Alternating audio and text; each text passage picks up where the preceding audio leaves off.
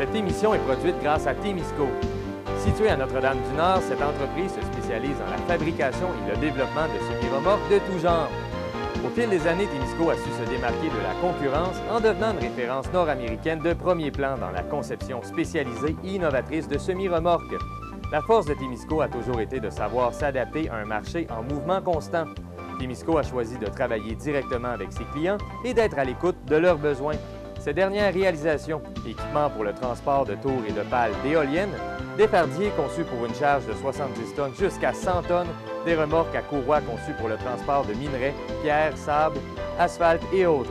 Témisco adresse ses remerciements les plus sincères à tous ses collaborateurs. Merci à tous nos employés, merci à tous nos clients, merci à tous nos fournisseurs. Merci à tous ceux et celles qui, de près ou de loin, ont participé au succès de Témisco. Témisco, à la mesure de vos besoins. Cette semaine, à Infotémis, Si Marine Ferron inaugure ses nouveaux locaux à Ville-Marie et le Carrefour Jeunesse Emploi du Témiscamingue innove avec la Minute Emploi. Bonjour à vous, bienvenue à Infotémis. Le 11 janvier dernier, l'entreprise témiscamienne Si Marine Ferron inaugurait ses nouveaux locaux à Ville-Marie. Quittant sa municipalité d'origine à Béarn, l'entreprise a d'abord augmenté son chiffre d'affaires en achetant la concurrence, soit l'entreprise Véhicule Belle Humeur, ce qui a impliqué un premier déménagement.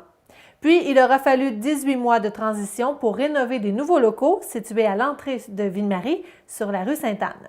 Le nouvel emplacement permet maintenant d'offrir une vaste salle de montre, en plus d'un garage spacieux avec 3 portes, ainsi qu'une grande superficie d'entreposage au sous-sol, permettant de garder un large inventaire. C'est grâce à la confiance de l'entrepreneur M. Claude Gagnon que ces rénovations ont été possibles. En effet, les locaux sont la propriété de M. Gagnon, qui a accepté d'entièrement rénover son bâtiment pour l'adapter à l'entreprise. TV Témis était sur les lieux lors de l'ouverture officielle. Aujourd'hui, c'est l'inauguration de nos nouveaux locaux. Ça fait quand même un petit bout qu'on travaille là-dessus. Fait qu'on a eu des gros investissements de fait, puis on a parti de Béarn, on a rentré des nouvelles lignes dans la compagnie. Si Marine Ferron, on remonte quand même à loin, qui est mon grand-père. On parle dans les années, fin des années 50, début des années 60. Mon grand-père a commencé à fabriquer des bateaux en cèdre. Il fabriquait tout à la main. Ensuite de ça, les lignes de marine, de moteur hors-bord est rentré là-dedans. On a vendu, il y a eu de la tondeuse, chainsaw, pour que mon père ensuite, dans les débuts des années 70, s'associe avec mon grand-père, jusqu'en 76 que mon père a racheté la compagnie à mon grand-père. Puis Si Marine Ferron a été créée dans ces années-là, en 77 que la compagnie Si Marine Ferron a été créée.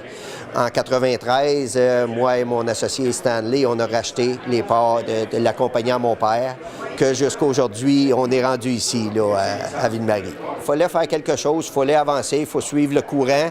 On s'apercevait qu'à un moment donné, ça allait toujours un petit peu en descendant. Fait qu'il fallait faire l'acquisition de nouvelles marques, il fallait grandir, il y avait des investissements à faire. L'occasion s'est présentée avec Luc Bellemare chez Véhicule Belle Humeur. On s'est assis avec pour racheter sa compagnie, pour avoir ses lignes. Fait que, après plusieurs discussions, on est venu à bout d'acheter tous ces inventaires. Fait qu'il nous entrait la ligne Arctic 4, Textron et Suzuki, qu'on rajoutait à la marque Yamaha qu'on avait déjà. Fait que là, on grossissait beaucoup. En même temps de cet achat-là, on tassait un compétiteur, fait que Véhicule Belle Humeur n'existe plus, fait qu'on ramassait toute la clientèle à Véhicule Belle Humeur, fait que ça nous faisait une grosse opportunité en s'en venant ici à Ville-Marie, au centre, fait que je pense que ça valait l'investissement. Ça prend quand même beaucoup d'investissement. Bon, nous autres, premièrement, l'investissement premier, ça a été d'acheter tous les inventaires à Véhicule Belle Humeur, les bannières, ces choses-là. Et puis le bâtiment qu'on a fait ici, là, fait que ça a été des investissements majeurs. Ces investissements là, ils n'ont pas été faits par Si Marine Ferron, c'est M. Claude Gagnon qui a investi, c'est son bâtiment ici. C'est lui qui a mis les investissements. C'est plusieurs centaines de milliers de dollars qui ont été investis ici. C'est un petit peu, on peut quasiment dire un petit partenaire comme c'est là, parce que si ça n'aurait pas été de M. Gagnon, on ne serait pas ici aujourd'hui, parce qu'on n'avait pas les moyens d'investir pour une bâtisse comme ça, avoir si grand que ça. Avec M. Gagnon, quand on lui a présenté notre projet, il a cru en notre projet, il a embarqué avec nous autres. Fait que le bâtiment reste à M. Gagnon, que nous, on loue le bâtiment. Moi, de ma part, je peux vous dire que je vois une entreprise comme Si Marine Ferron qui ont développé leur commerce à Béarn. Puis je pense que c'est une famille, comme Serge expliquait tantôt, c'est une famille, c'est un groupe de personnes qui travaillent ensemble. et puis qu'ils ont un intérêt commun. Alors moi, je n'ai pas hésité à investir dans le bâtiment que j'avais, à investir des sous pour être capable de présenter quelque chose qui serait agréable pour les gens qui viendraient acheter à cette compagnie-là. On a quand même très grand. On a la salle de monte, on a 40 pieds par 120 pieds de salle de monte. On a un grand locaux pour les pièces à l'arrière. On a fait un garage complètement neuf. Il y a 3 portes de 12 pieds. C'est un garage de 40 pieds par 60 pieds. Fait que les mécaniciens ont beaucoup de place. En plus de ça, on a toute la cave qui est un petit peu de storage. Fait que toutes nos machines, on n'a plus de machines dehors. Fait que les machines, on les descend dans la cave qui sont non courantes. Fait que toutes les machines sont dans la cave. Qu'on a en bas aussi 40 pieds par quasiment 170 pieds de storage. Fait que ça fait beaucoup de place, beaucoup de cours. On est placé vraiment là, pour tout avoir à l'intérieur. S'il y a quelqu'un qui rentre ici et qui ne trouve pas quelque chose à son goût, c'est parce qu'il n'y a pas besoin de rien. Bien, moi, je suis très satisfait. Écoutez, c'est sûr que ça a coûté beaucoup de sous, mais il reste qu'avec la collaboration de Serge et son équipe, on a réussi à faire quelque chose là, qui est vraiment, c'est pas simplement un tape à l'œil, il y a quelque chose de fondamental là-dedans. Puis pour nous autres, en tout cas pour moi au Témiscamingue, puis je pense que pour Serge, qui est représentant de C-Marine Ferron, c'est pas de mettre quelque chose en place que dans 2-3 ans, il ne sera plus là. Je pense que c'est de mettre quelque chose en place qui va progresser puis qui va peut-être voir des générations passer. Mais nous, vraiment, le gros secret qu'on a, puis pourquoi qu'on a survécu en étant à Béarn, pas en étant à Ville-Marie toutes ces années, c'est le service qu'on donne. Le service et le service après-vente. C'est vraiment qu'est-ce qui est notre priorité. Puis je pense qu'on le voit parce que quand on a un client, le client revient et le client revient toujours. C'est ça qu'on veut. C'est toujours plus facile de garder un client existant qu'aller en chercher un autre. Écoutez, moi, je pense que la recette du succès pour des entreprises au Témiscamingue, c'est pas de partir en peur avec une entreprise. Je pense que ce qui est important, c'est d'avoir des assises bien solides pour être capable de démarrer, puis de démarrer tranquillement. C'est sûr que si ça se présente, au niveau de l'économie, ça se présente que faut aller plus rapidement, oui, mais je pense qu'il faut être très prudent. Pour la suite, comme c'est là, mais c'est vraiment essayer de... Le personnel a grossi beaucoup. On a parti de 5-6 employés à là, on va être près de 13 employés. Fait que ça a plus que doublé les employés. Là, comme c'est là, dans les mois à venir, c'est plus vraiment placer chaque personne à sa place pour vraiment donner le service. Là, c'est sûr qu'au début, c'est dur un petit peu de tout placer ça d'un coup. Mais on s'en vient bien, l'équipe est bien rodée. Puis après ça, ça va être de continuer le service puis de rester le plus longtemps possible comme de raison. Vous savez, une région comme la nôtre, ici au Témiscamingue, les institutions financières là, sont pas très chaleureux pour... ils sont prêts à offrir des sous, mais seulement qu'ils regardent tout le temps, eux autres, c'est quoi la valeur de revente qu'il peut avoir pour un commerce qui va s'installer dans une région comme la nôtre ici. Alors, c'est pour ça que je pense que c'est important que les gens se serrent la main puis dire, bien, écoute, on va se développer, puis on va essayer de s'organiser pour offrir un service qui va être stable. Où est-ce qu'on était à Béarn, on était là pendant 40 ans. Moi, je n'avais jamais pensé déménager de là, de partir de Béarn. On était bien installés. Le monde de Béarn est un petit peu déçu qu'on parte de là comme de raison. Moi, le premier, parce que je voulais pas, mais c'est un peu la business à nous emmener là. On n'avait comme pas le choix de déménager de là. Fait qu'on a fait un déménagement ici en achetant un véhicule Belle-Humeur, mais nos locaux n'étaient pas prêts. Fait qu'on a déménagé dans les locaux à véhicules Belle-Humeur, qu'on était là pendant 1 an. Ensuite, quand nos locaux étaient prêts, on a redéménagé. Fait que ça fait 2 déménagements en 1 an. Comme j'ai dit, c'est fini, on ne déménage plus jamais. Là, on reste ici. La pénurie de main-d'œuvre commence à se faire sentir grandement en région et aussi ailleurs au Québec. Et maintenant, les offres d'emploi se doivent de faire preuve d'originalité pour susciter l'intérêt. Désormais, les entreprises peuvent bénéficier du soutien d'organismes comme la SDT, Emploi Québec ou le Carrefour Jeunesse Emploi pour peaufiner leurs offres d'emploi afin de les faire sortir du lot.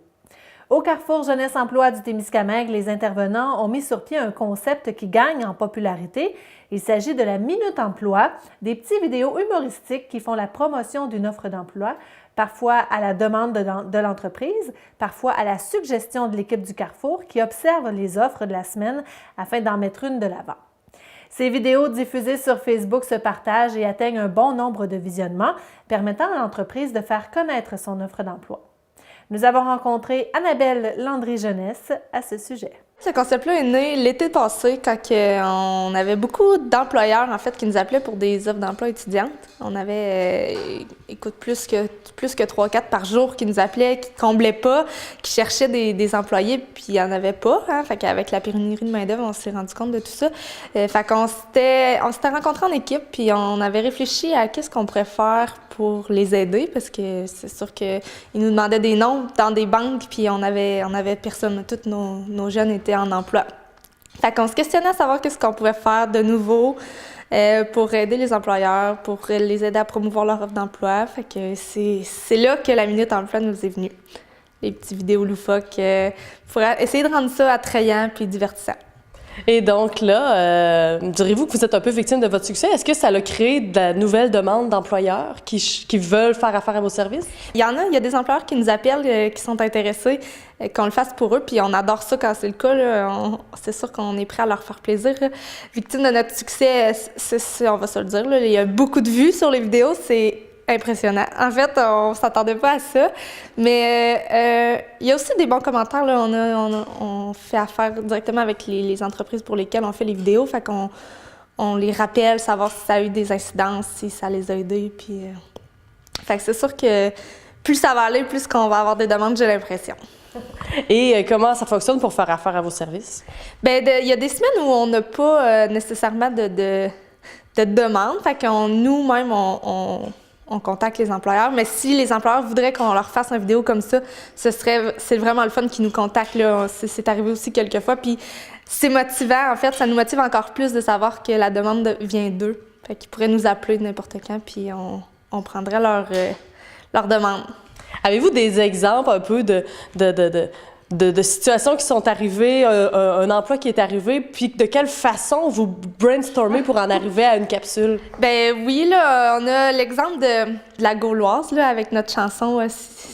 Avec notre chanson sur la poutine, en fait, c'est Cathy de la Gauloise qui nous avait appelé pour qu'on le fasse pour elle. Fait que Fanny, ma collègue, elle avait commencé à parler de chansons, puis si tu aimes la poutine, tape des mains, puis on aimait ça, mais pas assez. Fait qu'on a continué autour des chansons, puis c'est là qu'on en est venu à notre idée. Je m'en vais manger de la poutine. Je m'en vais manger de la poutine. De la poutine. De la poutine. À la Gauloise. À la Gauloise. Des hamburgers. Des hamburgers. Relish moutarde. Relish moutarde. Mais qu'est-ce que je vois? Mais qu'est-ce que je vois? Il n'y a plus de poutine. Il n'y a plus de poutine. Mais qu'est-ce que je fais? Mais qu'est-ce que je fais? J'ai envie d'avoir du plaisir au travail. J'ai envie d'avoir du plaisir au travail. Je suis disponible à temps partiel. Je suis disponible à temps partiel.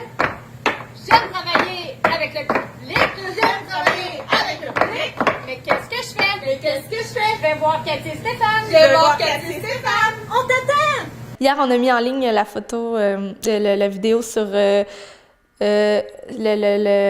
préposé au service à la clientèle chez Shell, station Ville-Marie. Ça, on savait pas trop, on s'est enligné sur le service à la clientèle. On cherchait des idées. Sur Internet, on voit souvent des drôles de situations, des gens qui travaillent au service à la clientèle qui racontent. Fait que on a trouvé ça drôle, on a parlé de blagues, après ça, on a joke de papa. Fait que là, on a continué à brainstormer dans ce trail-là, puis c'est là-dessus que c'est de même ça a fini. Hey, bonjour tout le monde et bienvenue à Joke de C-Jet. Aujourd'hui, on a Annabelle et Fanny qui s'affrontent dans un duel ultime de blagues. Ils ne doivent pas rire. On se fait bonne chance? Bonne chance, je commence. D'accord. T'es prête? Oui. Qu'est-ce qui est rouge et jaune sur un fond blanc? J'en ai aucune idée. Le logo du Shell. À Station Ville-Marie. Oui. OK. Qui distribue plein de papiers et qui a mal à la main à la fin d'une journée? Je vois pas. Un chercheur d'emploi. Parce qu'il sert des mains. Qu'est-ce qui rime avec « Tu dois toujours te laver les aisselles » Service à la clientèle. Ah, c'est bon! Okay. C'est quoi la différence entre le travail d'équipe, le dynamisme et la polyvalence? Je vois pas. Et il n'y en a pas non plus. Deux fois. 2 points pour moi. C'est parce qu'il faut que tu aies tout ça pour travailler au Shell. Ah, ouais, c'est ça. Charade. OK. Mon premier désigne un idiot. OK. Mon deuxième, un mot vulgaire pour désigner les fesses. OK. Mon troisième est un chemin de gravel. OK. Et mon quatrième est bleu. Qui suis-je? Aucune idée. Concurrentiel! Oh, comme le salaire au chef! Comme le salaire au Shell! C'est Un bon. point pour moi. Ouais, c'est ça. Non, j'ai pas ri. Oui, t'as ri. En tout cas. Dernière. Toc, toc, toc. Qui est là? Petit. Petit qui? Petit porter mon CV à Rachel Lambert au chef. En fait, c'est sûr que nous, on essaye de plus en plus de se faire voir les capsules emploi. On va essayer aussi des nouvelles choses, là, mais que l'été approche pour les offres d'emploi, on est encore en réflexion sur tout ça. Mais sinon, en lien avec le Centre local d'emploi qui finance aussi une bonne partie, on peut offrir l'aide de quelqu'un d'externe pour pimper les offres d'emploi, fait que les mettre à l'image de l'entreprise, puis les rendre intéressantes à faible coût, en fait, là, vu que le Centre local d'emploi pourrait payer une certaine partie de cette offre-là. Fait qu'on peut nous appeler aussi pour ça.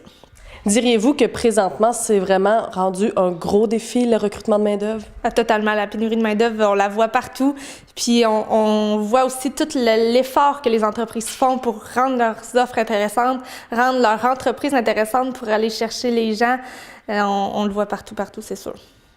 Et, selon vous, pensez-vous que le service que vous offrez vient vraiment combler un besoin?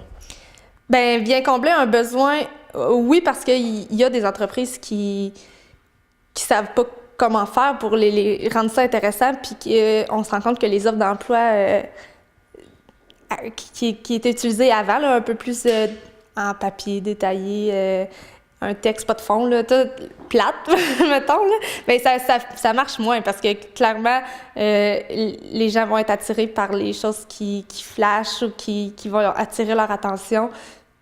Fait que oui, je pense que ça peut répondre à un besoin. Ça peut peut-être pas être la magie, puis ça veut pas dire que vous allez automatiquement combler, là, mais au moins c'est ça qui est essayé puis qui est fait. Et ça donne une visibilité. Totalement, oui, une grosse visibilité, ça aussi, on nous le dit, là. Si ça apporte pas de CV puis de chercheurs d'emploi, au moins ça apporte une visibilité, puis ça a aussi un autre gros avantage pour eux. L'année 2019 sera déterminante dans la possibilité d'implanter un incinérateur à matière résiduelle au Témiscamingue. Après moult tentatives et remaniements du projet depuis 2005, un dernier sprint pourrait le faire aboutir. Comme l'indique la journaliste Lucie Charest sur le site Internet du Citoyen, après 3 appels d'offres infructueux, le Conseil de la MRC de Témiscamingue a déposé une demande au ministère des Affaires municipales pour entreprendre une démarche de gré à gré avec une firme spécialisée. Une somme de 203 000 $ a été réservée pour réaliser une énième mais ultime étude. Celle-ci pourrait permettre de réaliser un incinérateur qui conviendrait parfaitement aux besoins et au volume de matière résiduelle générée sur le territoire. Comme le précise la préfète Claire Bolduc, et je la cite, il s'agirait d'une technologie faite sur mesure pour nos besoins. Les études précédentes avaient été élaborées à partir de technologies existantes déjà ici. En ayant la possibilité de discuter directement avec une entreprise spécialisée, celle-ci peut faire une analyse complète de la situation et nous soumettre par la suite une proposition que nous serons en mesure d'accepter ou non. Fin de la citation. Les élus qui avaient participé à une mission exploratoire pour visiter des incinérateurs en France et en Suède au printemps 2014 en étaient revenus plus qu'emballés. Ils avaient visité 7 différents sites. C'est d'ailleurs cet engouement qui a poussé les élus à remettre ce projet à l'ordre du jour. L'idée consiste donc à s'assurer que la technologie proposée permette de disposer des déchets à moindre coût et sur place, au-delà des coûts liés à leur gestion. Selon la préfète, la performance environnementale sera également prise en compte. À titre d'exemple, il faudra voir si l'incinérateur génère plus de gaz à effet de serre que le transport des matières résiduelles à Rouyn-Noranda. Actuellement, la MRC attend de recevoir l'aval du ministère des Affaires municipales pour pouvoir discuter de gré à gré avec l'entreprise ciblée. Des firmes déjà identifiées, dont la place d'affaires est située en Suède et en France, pourraient en ce sens être approchées par la MRC de Témiscamingue au cours des prochains mois. Autre sujet maintenant, la Société québécoise du cannabis, la SQDC, n'a toujours pas de point de service en Abitibi-Témiscamingue, mais sur le territoire de la Témiscamingue First Nation adjacent à la municipalité de Notre-Dame-du-Nord, l'entreprise Norton Herbal Supply espère ouvrir sous peu un comptoir de vente de produits de cannabis. C'est ce que nous apprend en fait la journaliste Lise Millette dans un article sur le site Internet de ici Radio-Canada Régional. Sur la page Facebook Norton Herbal Supply Dispensary, c'est présenté comme un lieu où on se procure légalement et de manière sécuritaire des produits du cannabis. Dans l'ancien édifice Fraser, situé sur la route 101, le commerce a ouvert ses portes en douce le 1er janvier dernier. Une affiche indiquant que l'endroit était réservé aux 18 ans et plus était apposée sur la porte d'entrée. L'endroit a cependant dû fermer ses portes en raison de problèmes mineurs. C'est ce qu'a soutenu en fait le propriétaire Richard Ball sur sa page Facebook. L'immeuble a été vidé de son contenu et sur la porte, une affiche précise que tous les produits ont aussi été retirés. L'ouverture de ce commerce soulève d'ailleurs un intérêt senti chez les membres de la communauté, même si certains s'inquiètent de voir naître un point d'accès. Le propriétaire, M. Ball, assure qu'il veillera à ce que les mineurs n'aient pas accès à ces installations et assure également que son objectif est de mettre en place un distributeur légal de cannabis en écartant le marché noir. Le directeur général de la Témiscamingue First Nation, Arden McBride, assure vouloir faire les choses correctement. Afin de permettre au commerce d'avoir pignon sur rue, il y aura consultation des membres de la communauté. Une réunion publique s'est d'ailleurs tenue. Il y aura un référendum pour la communauté afin que tous les membres décident sur cet important sujet-là. Ça va se passer le 28 janvier prochain. Aussi, précisons que le conseil de bande tient à sonder chaque membre. La vice-chef Colleen Paulson a indiqué qu'il y aura du porte-à-porte pour rencontrer l'ensemble de la communauté. Plus de détails à ce sujet sont à venir suite au référendum.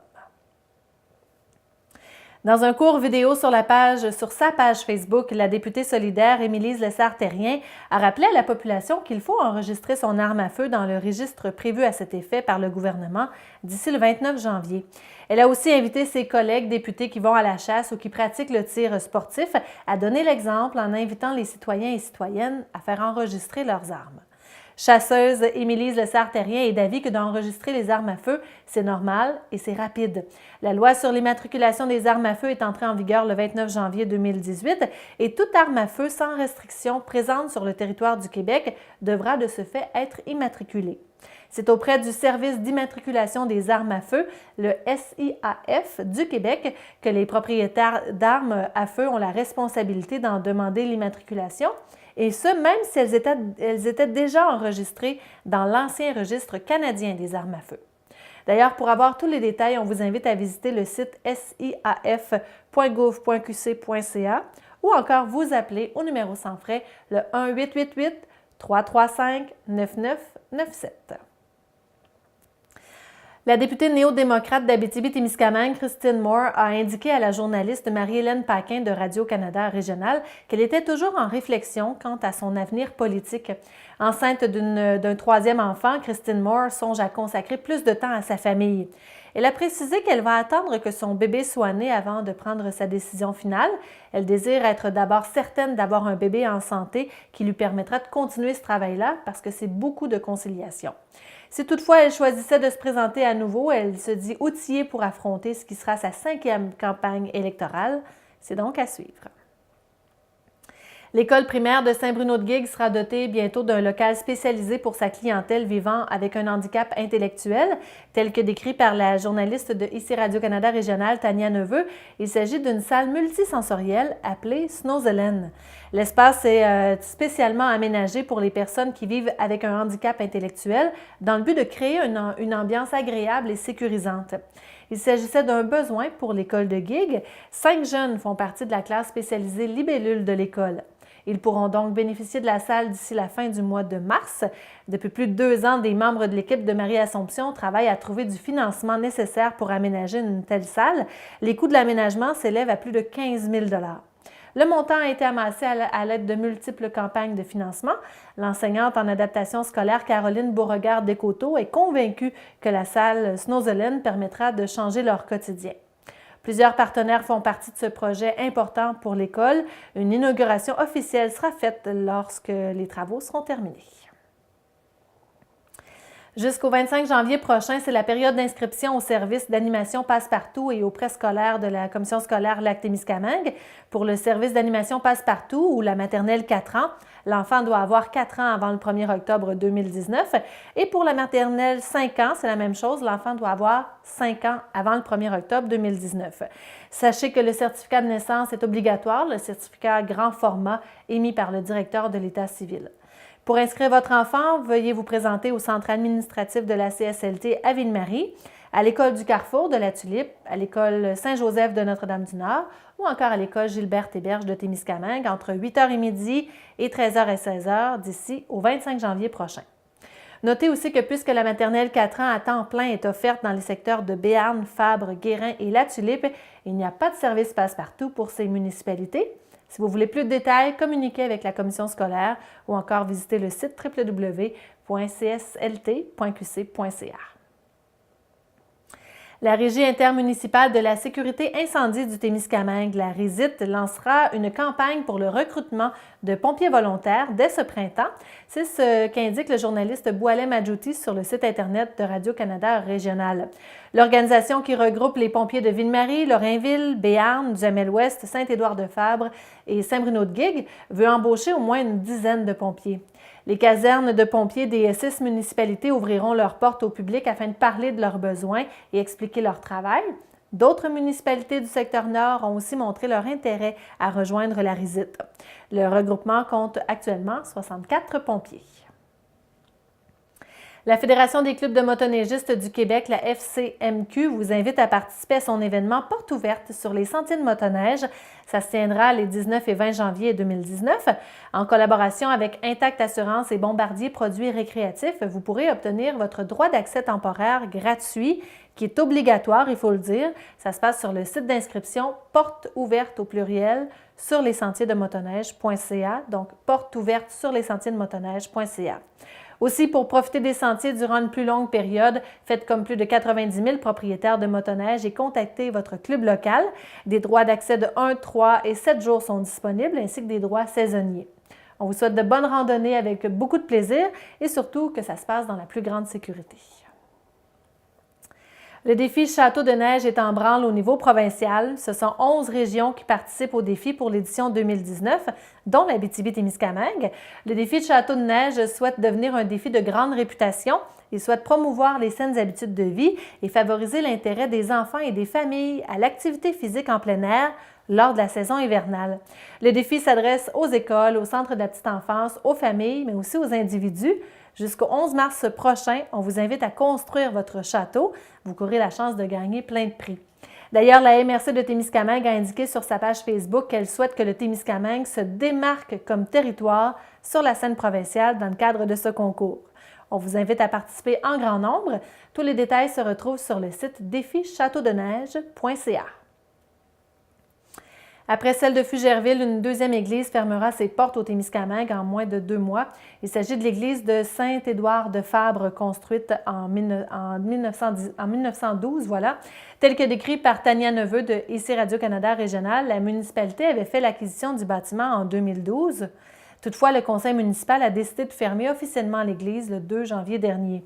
Comme l'a expliqué le maire Mario Drouin, le bâtiment nécessite plusieurs réparations et les coûts d'entretien et de chauffage sont devenus trop élevés.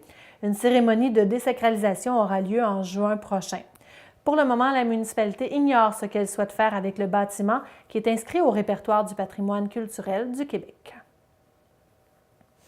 Le comité du prix littéraire Jeunesse Télé-Québec annonce que l'ex-journaliste, coach TDAH certifié et auteur Zarina Boily a accepté d'être la porte-parole de l'édition 2019. Ce concours s'adresse aux adolescentes et adolescents de l'Abitibi-Témiscamingue et du nord du Québec âgés de 13 à 17 ans.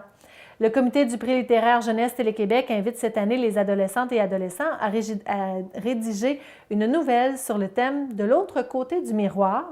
Les textes devront être envoyés au bureau régional de Télé-Québec à Val-d'Or au plus tard le vendredi 8 mars prochain. Les textes peuvent aussi être envoyés par courriel. Le jury aura pour mission de déterminer l'œuvre gagnante et son auteur se verra remettre la bourse Anne-Michel Lévesque d'un montant de 400 $ à l'occasion du Salon du livre de l'Abitibi-Témiscamingue qui se tiendra cette année à Amos. Les renseignements concernant ce concours sont disponibles sur le site Internet du Prix littéraire jeunesse Télé-Québec. Au sport, les Pirates de Ville-Marie ont divisé les honneurs de leurs 2 premiers matchs disputés sur la route cette semaine. Une victoire de 8-4 contre les Bulls de Bradford, puis une défaite de 8-4 contre les Civics de New Tecumseh. Toutefois, le plus gros test était dimanche soir contre les Rattlers de Bradford, premier au classement de la division nord de la GMHL, qui devance maintenant les Pirates par 3 points au classement en vertu d'une victoire de 7-4. En terminant, nous vous invitons à lire l'article de la journaliste Tania Neveu publié sur le site Internet de ICI Radio-Canada Régional intitulé « Denis Robert, l'homme qui parle aux oiseaux ». Il y est question de cet Témiscamien, Denis Robert, qui a su apprivoiser les durbecs des sapins, c'est un oiseau rouge de taille moyenne, à un point tel qu'il les nourrit quotidiennement dans ses mains.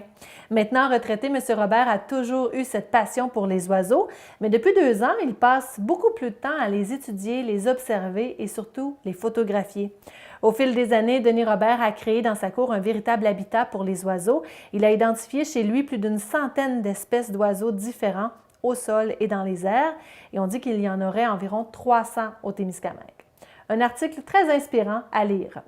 Sachez que M. Robert partage ses observations sur les réseaux sociaux dans différents groupes où les membres sont des passionnés d'ornithologie, si jamais ce sujet vous intéresse.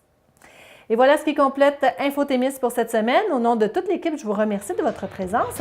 On vous invite à continuer à nous suivre sur notre page Facebook afin de tout savoir sur notre programmation. Visitez aussi notre site web témis.tv. À la semaine prochaine!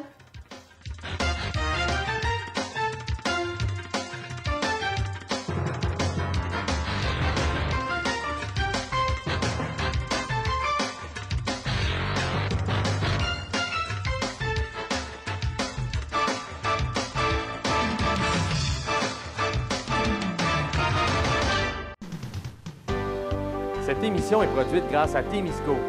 Située à Notre-Dame-du-Nord, cette entreprise se spécialise dans la fabrication et le développement de semi-remorques de tout genre. Au fil des années, Témisco a su se démarquer de la concurrence en devenant une référence nord-américaine de premier plan dans la conception spécialisée et innovatrice de semi-remorques. La force de Témisco a toujours été de savoir s'adapter à un marché en mouvement constant.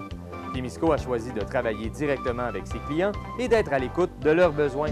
Ces dernières réalisations, équipements pour le transport de tours et de pales d'éoliennes, des fardiers conçus pour une charge de 70 tonnes jusqu'à 100 tonnes, des remorques à courroie conçues pour le transport de minerais, pierres, sable, asphalte et autres. Témisco adresse ses remerciements les plus sincères à tous ses collaborateurs. Merci à tous nos employés, merci à tous nos clients, merci à tous nos fournisseurs. Merci à tous ceux et celles qui, de près ou de loin, ont participé au succès de Témisco. Témisco, à la mesure de vos besoins.